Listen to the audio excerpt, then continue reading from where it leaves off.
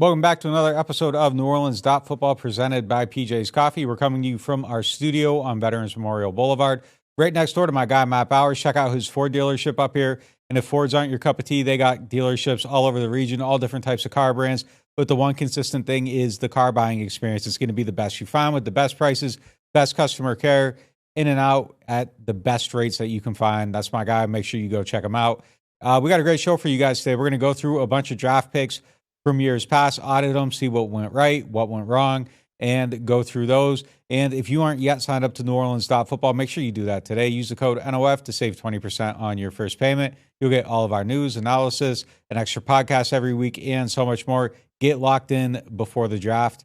And all right, let's hit these ads and get into the show. The NewOrleans.Football show is proudly presented by PJ's Coffee. PJ's Coffee has some of the best drinks that you can find. They have locations all over the city. They have pastries and everything else you need to get your day started. So go check them out. Are you looking for the perfect engagement ring? Look no further than Friend & Company Fine Jewelers' new engagement salon. This new area houses a wide selection of engagement rings to choose from in all cuts, sizes, and colors. Their experienced staff offer 5-star customer care to help you find the perfect ring to express your love. Visit their new engagement salon today. Friend & Company Fine Jewelers, the perfect ring for the perfect moment and also for the perfect person. 7713 Maple Street between Adams and Burdett Street. 504-866-5433. Friend & Company Fine Jewelers. Check them out at friendandcompany.com. Hardhide Ponchatoula Strawberry Whiskey is an 86 proof blend of aged wheat bourbon, American light whiskey, and fresh Ponchatoula strawberries. Blended in New Orleans, it is not for the thin-skinned. Look for it in your favorite stores, bars, and restaurants. NewOrleans.Football is proud to be sponsored by Firehouse Subs. Make sure you check out their location on Veterans Boulevard. All right, let's get into the show.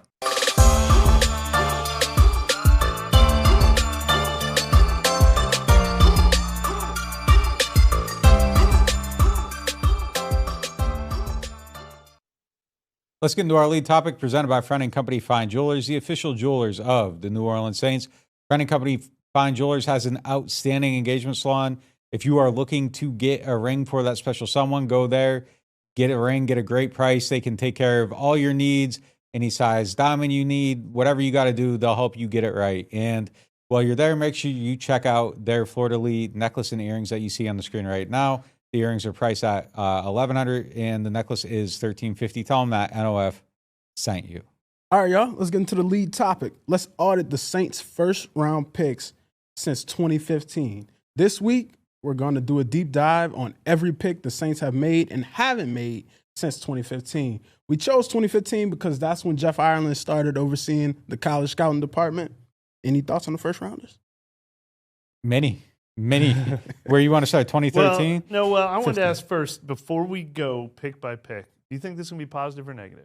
Do you think 2015 through 2023 first rounders? Negative. Things to be negative. Yeah. I completely agree. I think it very recently is maybe number one on the list of what has undermined this team behind obviously losing Drew Brees and Sean Payton. There's some big misses on here. Yeah, the early, the late, the in-between. I mean, it's kind of been their hardest round, and it's kind of fascinating to think about. I mean, you start in 2015, they had Pete and Stephon Anthony. And look, Andrews Pete kind of changed the narrative for his situation quite a bit, I think, last year. But if you want to be honest about it, even the thought process behind that didn't work out. They wanted him to play right tackle. He didn't end up playing right tackle. He ends up being a guard. I don't think you're trying to take a guard at 13 overall. Now, I know he has the Pro Bowl acclaim and all that, but I think realistically, I don't think he lived up to that billing.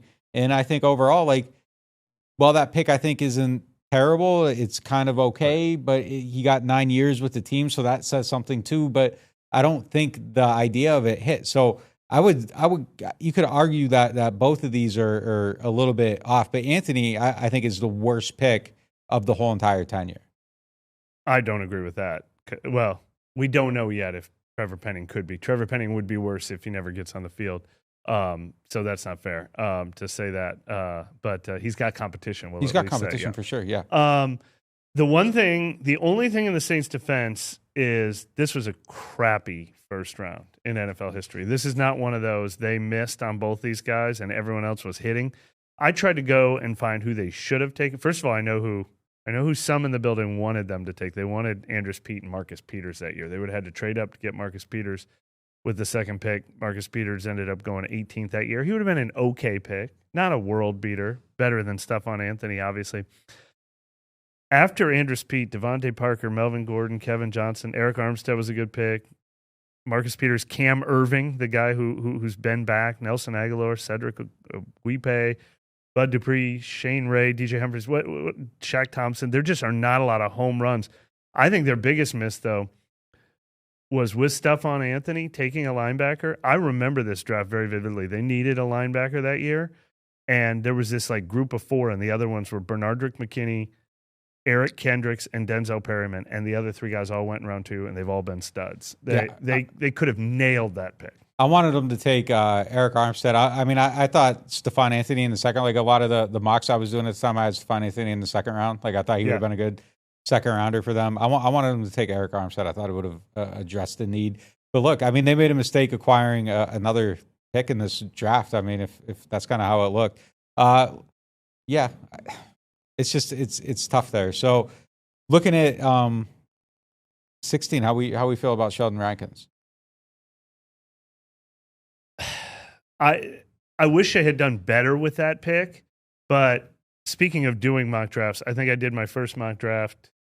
If I did my first mock draft around the time of the Senior Bowl, it had Sheldon Rankins in it, and everyone from that point on had Sheldon Rankins in it, and most Saints mock drafts had Sheldon Rankins in them that year. It was a big need for them. It was just kind of like picking a left tackle this year. It was just like the obvious projection for them. When I go back through what they should have done, there's some hits on the offensive line that year. Laramie Tunsil, Taylor Decker, a few picks afterward. Obviously some other picks throughout the draft, but I don't even remember who else anyone was really clamoring for. Later in that round, Kenny Clark went. He's had a better career, but I think everyone was kind of on board with them taking Rankins, and he's sort of in that Pete mode. He wasn't a disaster. He was pretty good. Wish he had been better. Health played a big part of that. What's your second guess on this, if any? None, because, I mean, you want to talk about bad drafts, starting with pick 10, Ooh. Eli Apple, Vernon Hargreaves, Rankins, Tunsil obviously was a good one, Carl Joseph, Corey Coleman, Taylor Decker, Keanu Neal, Ryan Kelly, Shaq Lawson, Darren Lee, Will Fuller, Josh Stockson, Treadwell, William Jackson III, Artie Burns, Paxton Lynch, Kenny Clark, Joshua Garnett, Nimdichi, Vernon Butler. I mean, Ifedi, like it was not a good draft. So Paxton Lynch is in there somewhere. It filled a need. The second guessing it, like they should have took Mike Thomas there. Like really, I mean that's the pick they should have made. They had a good round 2 that year, which is a continuing theme. Yeah, so it wasn't a great draft. Look at round 2 though. Chris Jones is in there. Who else? Michael Thomas made it to round 2. I swear I saw someone else that was just Derrick Henry made it to round 2. Every team in the league, Deion Jones, Jaron Reed, every team in the league did better in round 2. James Bradbury. James Bradbury would have been a good pick. Yeah. Yeah, I was just a sophomore in high school at the time. And so, like, all of these names, I was like, oh, they're big in college. They're getting picked here, here, and here. And I was like, wait, they picked Rankins? And so, I was like, maybe not. But, evidently he wasn't the guy that they wanted him to be, so they moved on. And let's move on to 2017, the home run with Lattimore and Ramczyk. Yeah, 2 best picks they've made in the first round and the worst round they ever had. Yeah, because it should have been Pat Mahomes. I mean, geez, Marshon Lattimore at 11 and Ryan Ramczyk at 32. The only negative that you can put on it is that they should have traded up and drafted Mahomes because they had conviction on Mahomes. They love Mahomes. I think Lattimore was something like 3rd on their board and Mahomes was something like 4th on their board. They were just on fire that year. If there never was a Patrick Mahomes, everyone would just agree it's, like Ray Lewis and Jonathan Ogden is one of the greatest first rounds you could have. Yeah, I got no complaints about that one. Like I said, it was a home run. Yep. Let's go on to 18 when they took Marcus Davenport at the 14th pick. What you think, Mike? It's obviously one of the worst picks that they made, but only because of what they paid for it. I did not like at the time how much they paid for it, or I actually remember being on Twitter all day the next day, sort of arguing back, because after that 2017 draft, Saints fans were very different than they are now. Saints fans were, everything the Saints do is right. Yeah. Never criticize the Saints for anything. How dare you criticize them? And I was just like cautioning, just don't say they didn't pay a ton. They paid 2 first-round picks. It's a ton. It's scary. You don't know where your pick's going to be next year. But once that argument gets put to the side, did they pay too much for one guy? I thought Davenport was the right pick at 14 that year. They needed a defensive end bad. It was a good way to get a cheap one. Defensive end salaries were escalating around the league. And if you go back through this draft, the defensive ends after Marcus Davenport, there was not another one taken in round 1 after he was taken at 14. There was one outside linebacker, but it was Leighton Vander Esch, who's a really off-ball linebacker. Then you get to Harold Landry at 41, who's been pretty good, but he was 6'2", 250, not the Saints kind of guy. You got to go all the way to, I guess, Taven Bryan for Jacksonville could have been a defensive end. He was listed as a defensive tackle at the time.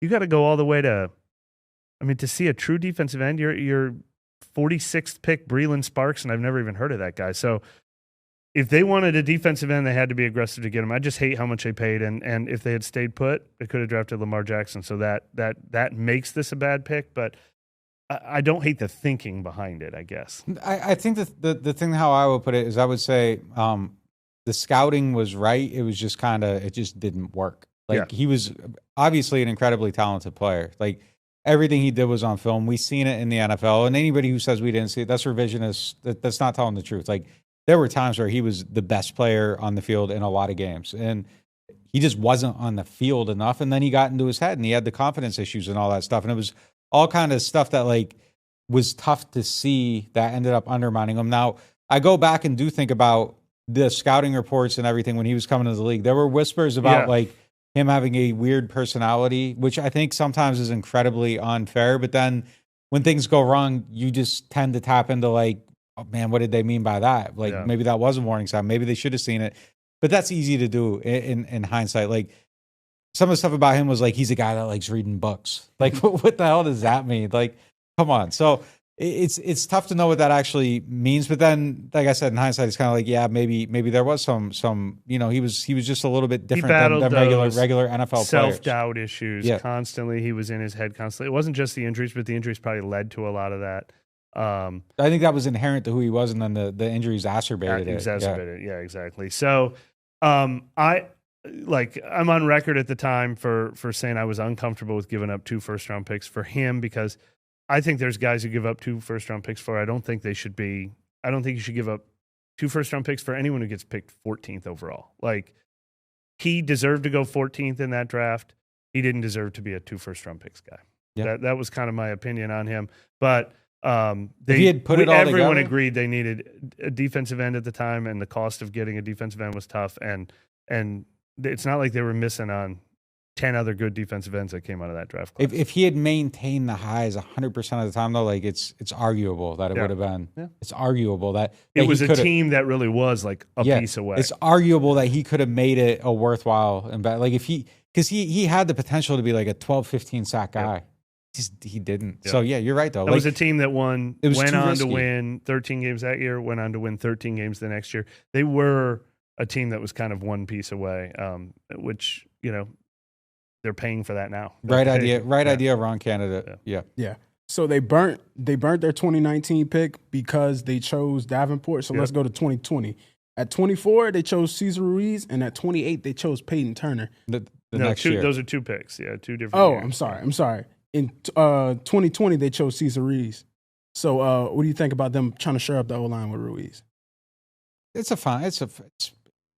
got to become more consistent. I mean, I think he's made it okay. He's made it palatable.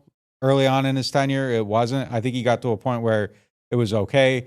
I think 2 years ago, he was really getting there. I thought last year he dipped a little bit, and I think he just needs to be just a little bit more consistent across the board. I think he can figure that out. He's kind of like teetering on that a little bit. It's fine. Like I don't think you put an up arrow on it. I don't think you put a down arrow on it. He's kind of just it's just okay. You know what's funny about that pick is people despised it at the time. Like And that was the LSU draft. They just won. They just won the title that year. Mhm. Justin Jefferson went 22nd. Everyone was hoping he was going to fall. Patrick Queen went 28th. Patrick Queen wasn't really a Saints kind of guy, but a lot of obviously LSU fans wanted. They both would have been really good picks. Brandon Ayuk went right around there. Jordan Love went right around there. T. Higgins and Michael Pittman went right around there. So just so many more exciting guys, and they're like a guard. However, I actually like that pick more today as we sit here in these chairs than I probably ever have, because the scouting was like, you cannot blame the scouting. 3-year starter at Michigan, like one of the most physical conferences in football. Absolutely, had the talent, the skills, the experience, all the scouts agreed he was a great player. The athleticism, he was only 20 years old. He was young. Like, if you're going to draft an interior lineman at 24, he seemed like as safe as possible.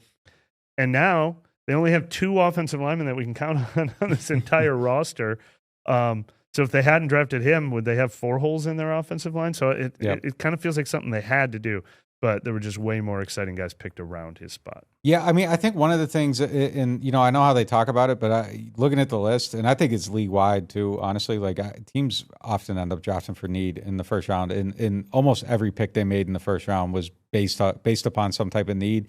This was one where they kind of got backed into a corner again, and they had to get the interior player. They're doing it again here. They did it with kind of like, it's just kind of over and over. It's kind of a thing that they do. And I think that's one where they kind of had to take him. And it was kind of like, you got to get a guard, because they let their guys go and never replaced them. And it's the same position now. So hopefully there isn't a thing where it's like, it's fine. Like, you want to have a hit, but it's fine. Like, they addressed the need. It's a continued need. They had to do it. And, they got rid of Warford and they had to take him. 2022 was Peyton Turner. 2021. Or no, we're up to 2021 now. Peyton Turner, Brandon mentioned. I mean, obviously a bigger disappointment and a pick that I think people hated even more at the time. Nobody liked this pick. This was the one where it was like he was on nobody's big board. He was in no one's round 1. No Mel Kiper, no Daniel Jeremiah, none of them.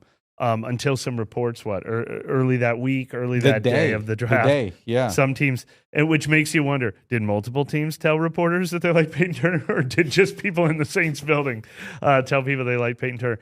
But again, injuries are what made Peyton Turner a horrible pick. The talent, I don't think he's that far off. I always felt like if he had just been picked 40th, it would have been like, okay, people would have been like, oh, cool. I like the size. I like the length. I like the athleticism. I like them taking a chance on a guy. Just something about that stigma of round 1 and the fact that no one was putting him in round 1. If he had been a second round pick, I think people it would have been a lot more palatable. I remember the guy I liked in that range at the time was Elijah Moore. He has not blown the doors off the NFL. He's had enticing potential, but hasn't really done it.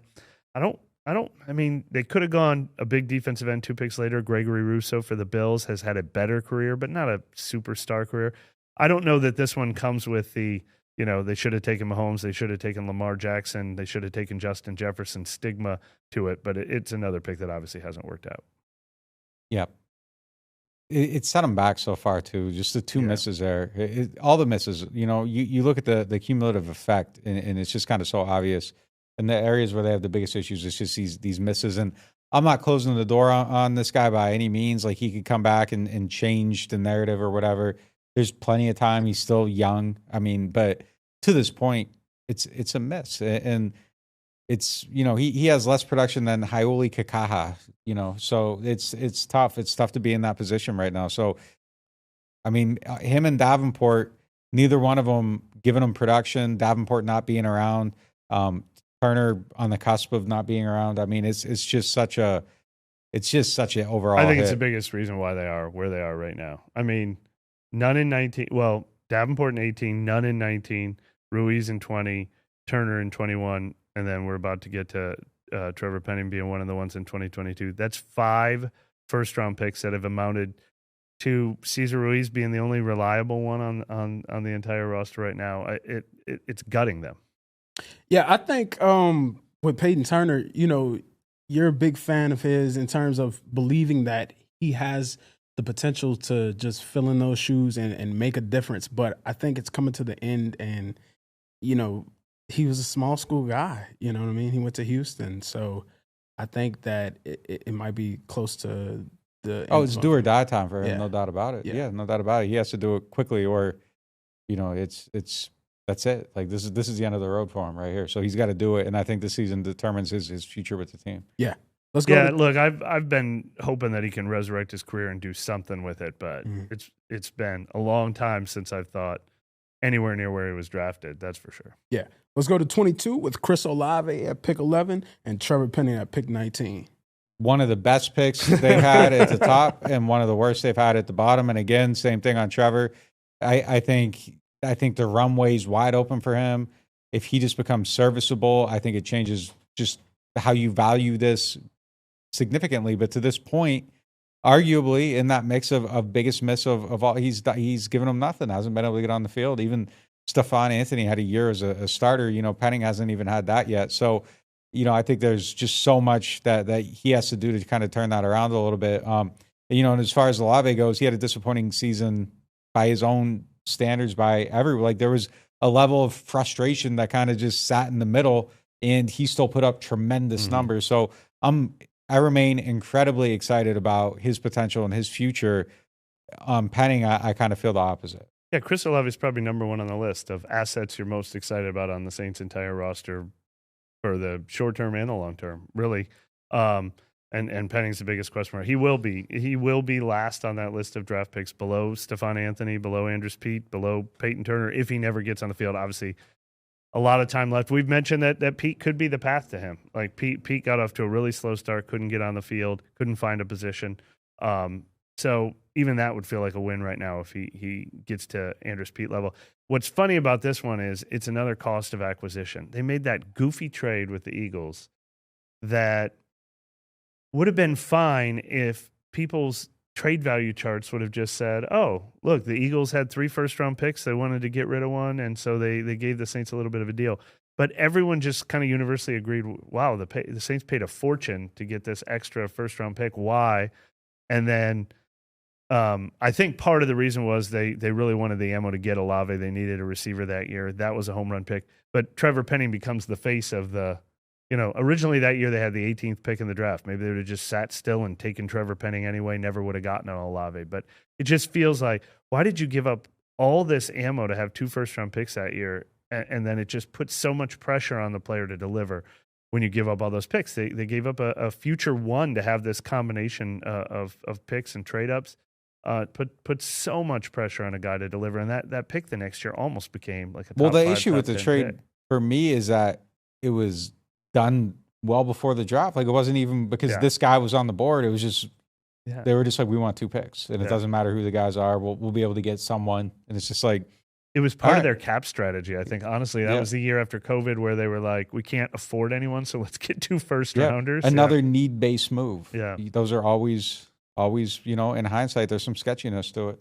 Before we hit Bresee, let's roll back to Davenport. We got a super chat question from Matt. He says, had Okafor not ripped his Achilles tendon, would the Saints not have traded up for Davenport? No, they were doing that. They wanted the pass rusher. They had to get him. They were too good. They didn't want to spend the money in free agency. So they felt the best way to get somebody, the only way they were going to get someone was by trading up, because if you wait to pick in the 20s, you aren't going to get someone that's going to be a difference maker. So they were doing that hell or high water. Yeah. I have a what-if question for you on that draft. We have detailed what definitely would have happened with Patrick Mahomes scenario a million times.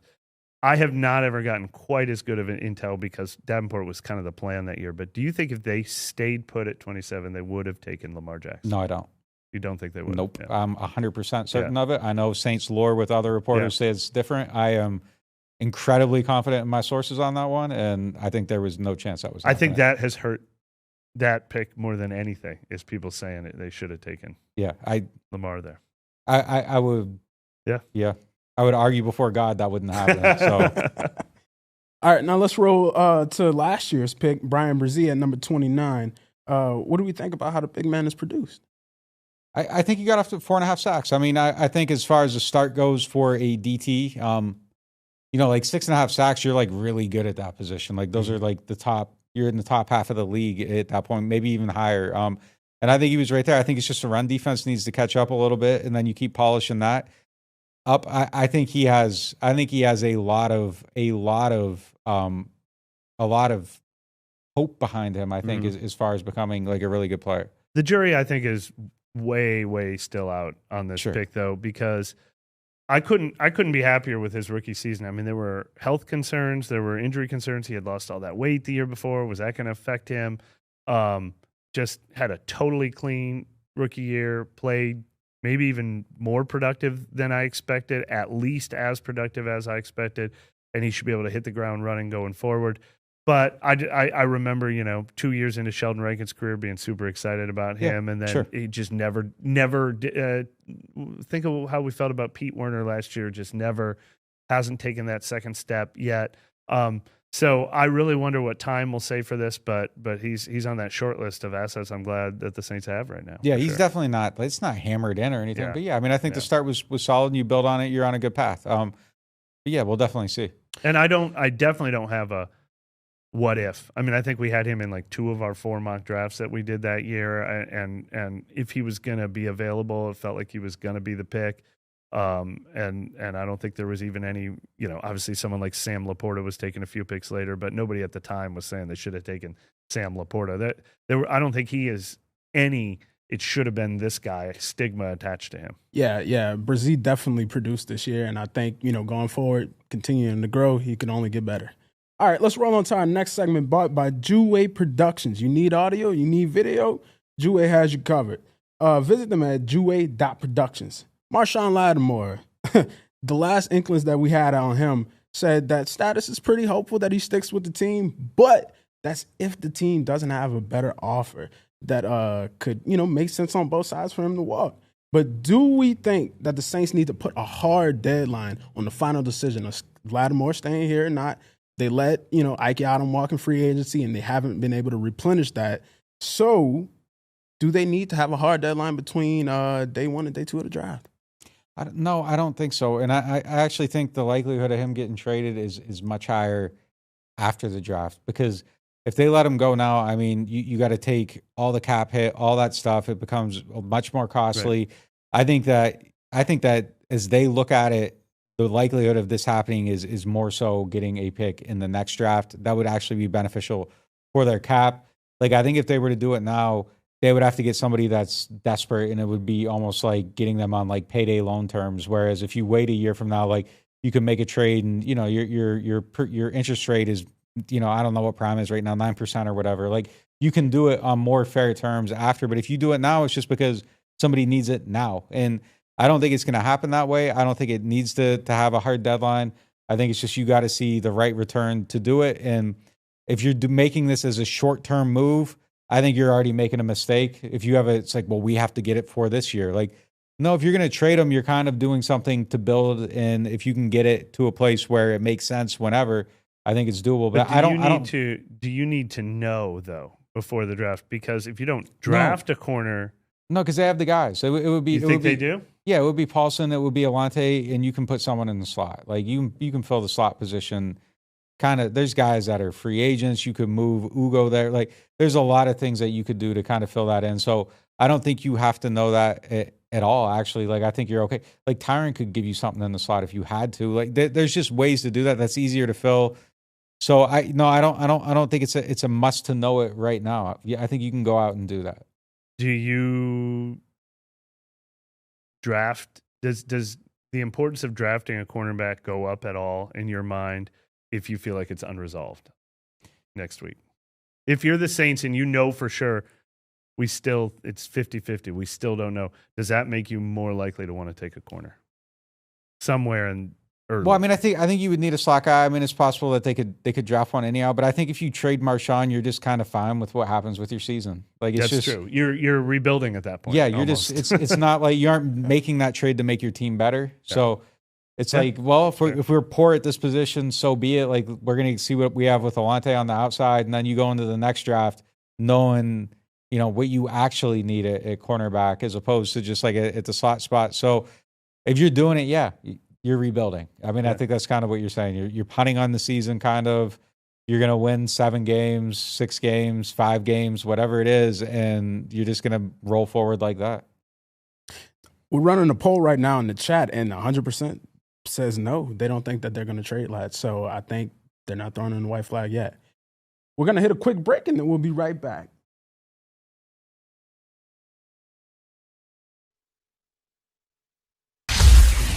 Shrimp Remoulade combos are back at New Orleans Hamburger and Seafood Company. Zesty shrimp remoulade served with fried shrimp, catfish, or soft-shell crab starting at $10.99. Or try one of our spring specials, catfish lafitte or lemon caper fish with crab meat now at New Orleans Hamburger and Seafood Company. Are you tired of renting and ready to own your dream home? Contact Jefferson Financial Federal Credit Union, your trusted source for home loans. Our competitive rates and flexible terms can help make your home ownership dreams a reality. If you're a first-time home buyer or looking to refinance, our experienced lenders are here to help. Our online application process allows you to apply on your schedule. It's quick, easy, and convenient. Visit us online at jeffersonfinancial.org to learn more. Federally insured by NCUA, Equal Housing Lender. Martin Wine and Spirits is home to a selection of hand-picked barrel select bourbon, whiskeys, and much, much more. They are family owned and operated since 1946 and specialize in wine, spirits, gourmet food, gift baskets, catering, and tasting events. They have many locations, so they're never too far away. You can check them out in Metairie, New Orleans, Mandeville, and Baton Rouge, or if it's more convenient, you can always shop online. Whether you're a wine novice or a seasoned collector, you'll enjoy the Martin Wine and Spirit experience. We're back at our new studio on Veterans Memorial Boulevard, and now it's time for the Hard High Ponchatoula Strawberry Whiskey segment of the day. Hopefully, y'all got a chance to go out to Ponchatoula this weekend for the Strawberry Fest. Good stuff out there. It's time for another Would You Rather scenario that Mike has been coming up with for this year. Mike, take it away. Yeah, look, we don't spend a lot of time dwelling on the top 30 visits that the Saints make. They bring guys in. I mean, it's obviously interesting, and if they end up drafting them, we find out what they wanted to know about them when they brought in here. But the correlation between who they're going to draft and who they bring in is so low. But 2 have stood out to me recently because they are 2 guys that we're just starting to see all over NFL media as just generating a ton of buzz. Speaking of Peyton Turner being hey, I'm hearing this guy might go in the first round. A lot of reporters are starting to say that about Western Michigan edge rusher Marshon Lattimore, who is most people think is a second-round talent. And then this Western Kentucky receiver, Malachi Corley. He's like a dynamic playmaker. And I think it was Field Yates had put out a tweet where he said he was second in all of college football in broken tackles last year. And then Corley tweeted out, I want to know who broke more tackles than me. I'm sure he's a great player or something. Yeah. But we don't have to debate these 2 guys. I'm sure you haven't broken down the film, but it struck me as, all right, let's say the Saints do one of these risk-reward, small school, dynamic players in round 2. Would you rather see it be an edge rusher, like a guy from Western Michigan, or a dynamic playmaker at the receiver position? This guy in particular is like 5'10", plays in the slot, but I'm not talking about that big receiver that we know they need. I'm talking more of a luxury pick. Would you rather see it be maybe a part-time edge rusher, part-time playmaker? I don't have the data on this, but it just feels like your odds of hitting on a wide receiver in the second round and having that actual upside is a lot higher. There's a lot of like second-round wide receivers who are great. I don't know the number on edge rushers. It just feels like you're going to have a better chance of hitting there. And especially, I think, in this draft, like, because you do have a lot of depth at wide receiver in this year's draft. It's OT, it's wide receiver. And then I think most of the other positions are kind of considered to be a little bit shallow outside of them. And I don't think it's kind of viewed as a great draft overall, but those 2 positions are. So if we're talking specific to this draft, give me the wide receiver. Like, just hit there. Like, we'll see what happens with Foskey. You already have one of those on the team. Like, bring in the guy and let's see the actual race play out. That's the thing. Part of me likes hearing all this buzz around Marshon Lattimore and thinking, oh, if the Saints got a guy like that at 45, that's kind of exciting. You know, we've had picks like that in the past. Stanley Jean-Baptiste was another one. And when the Saints got him in round 2, it's like, oh, they got that buzzworthy guy in round 2. What a steal. Like, it changes the perception so much. But I do partly feel like if you bring in a guy who is not a sure thing at defensive end, now all of a sudden you're saying, all right, so just lump him in with Foskey and lump him in with Peyton Turner. And they already have Chase Young and Carl Granderson and Cam Jordan. Like, I think the Saints really, really, really need a number 1 defensive end or maybe a number 2 defensive end. But do they just need another body who might get you X amount of snaps? I don't know. I still think I lead toward the edge rusher, but I just agree. Once you get once you're getting to pick 45, that is a position where you're not even getting a sure thing that guy's going to see time on the field. If you find a dynamic playmaker, he'll get some snaps for sure. Well, that'll take us into our Martin's question of the day. Martin's is home to a wide selection of hand-picked, barrel-select bourbon, whiskeys, and more. Martin's so much more than just wine. This tweet comes from Who Dat Content. What has to happen for the Saints not? I know everybody's been talking about them doing it, which they have to do. But what has to happen for the Saints not to select an offensive lineman in round 1? Take it away. They all have to disappear, and it's not going to happen. Like, it's not going to happen. Like, they're taking one in round 1. I would almost bet everything on it. I just don't. I don't see a scenario where 1 to 6 are gone or whatever it is. Like, there's a lot of guys that people like. I'd say there's 5 at that range that the 3F players, Latham, Fashanu Fuaga, Latham, Fatanu, and I mean, all those guys I think would have to be gone, and Joel. So I just don't see that happening. I don't see all 5 disappearing, and I think you're fine with any of the 5. To be honest, I think any of the 5, I think you're okay with taking. Yeah, I mean, I kind of think it's the opposite. I don't think all 5 guys will be gone. So I think what would have to happen is somebody that the Saints just have so high on their board that they can't even, like, where they'd be like, now we're just drafting for need. Like, I don't know who that player would be. Is that Marvin Harrison Jr. or if in their room they're like, hey, Malik Neighbors or Roman Dunze or one of these other guys, they're just like, we have him rated as the 2nd player in this draft. Maybe, but I think from everything we're hearing, I think they have the tackles graded in, as the most likely to pick, and they're not just only tunnel vision looking at tackles. I think the need is meeting the grade in this draft. Yeah, I mean, sure. I mean, I just don't think there's anything realistic that could happen that would make that. And look, they're taking a tackle over a Dunze. They just they have to. I mean, I don't know what could happen to shake it. It's such a drastic need. It's such a drastic need that I don't even know that they have the luxury to look anywhere else. That's the problem with doing it that way. Like, and there is like, and they've talked about how there's, the 2 vertical and the horizontal axis, and they have to meet for them to make a pick, unless it's like something incredibly wild. And there's just nothing that I could foresee occurring beyond. Yeah. I just don't see it. I don't see one happening. I mean, I do agree with you. They draft for need a lot. But, I mean, we've seen a lot of examples like the 2017 draft. It was either going to be Marshon Lattimore or Patrick Mahomes. And then later that round, it was going to be Ryan Ramczyk or Reuben Foster. Like, I mean, those were both needs, though, for him at the time. Right, but what I'm saying is it's going to be a corner or a quarterback, and then they took the corner, and then it came down to a linebacker or a right tackle. Like, yeah, but I mean, there aren't a lot of times where it's like this position. Well, they're taking this player and there's no path. Right. There's no path at all for him. Like, that doesn't happen. This is probably my most controversial take, but I think BPA is a myth, and I think everybody lies about it because nobody ever makes a pick that is just like, what the hell are they doing? They got 4 edge rushers. Like, nobody ever does that. No, I agree with that. But what I was going to say is the examples that we just went through when they are this pigeonholed into a need, then they go get, like, that's when you trade up from 27 to 14 for Davenport. You don't stay at 27 and say, we're taking a defensive end. We don't care which one.